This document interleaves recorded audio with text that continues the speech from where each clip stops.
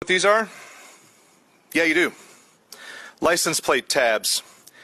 These are mine from a year ago when I decided to start an experiment to see how long I, as a white dude, could drive around without them and not get pulled over.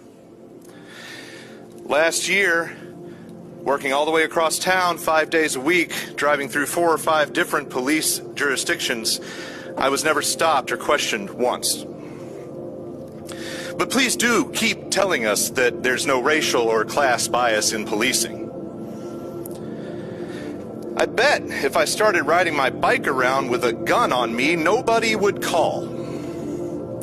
But in the past couple of years, GRPD has killed on 2 out of 3 calls for simply being black and having a firearm, supposedly in a state where that in itself is not illegal.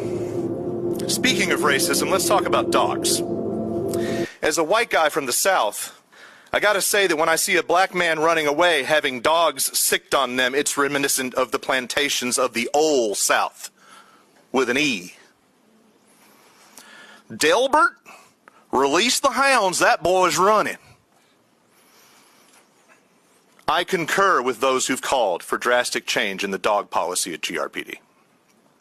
I also join with those who are very tired of listening to a group who doesn't even rank among the top 15 to 20 most dangerous professions bellyache about how they supposedly feared for their lives while nestled snug in their body armor. Mayor, you urged people last night to have ideas rather than just complaining.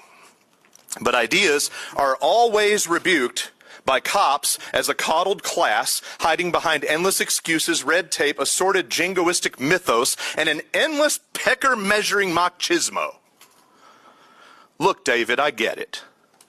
You're insulted and maybe a little butthurt that people like me will come up here and get on you about your promises. I saw the Facebook unfriending. I read the cold, stoic handshake a couple of weeks ago. But you're the one that promised to take on policing as an issue in your campaign, and that we shouldn't be arresting people all the time for every little thing. And then you went and made a video carrying water for exactly that.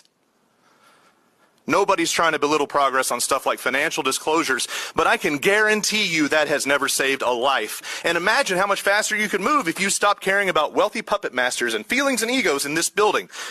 Besides, until financial disclosure for all those appointees is a thing, this is nothing but political theater. So I reiterate my question from last night that you dodged about your personal political capital. You're unique. You can push back. You're better equipped than any prior mayor to throw some elbows. What keeps you from flexing? Make it make sense. Tonight, I'm not staying for whatever gaslighting emptiness comes off the dais. I'm making room for somebody else to come upstairs here to this podium. This has already done enough for my mental health, and it's only a freaking Tuesday.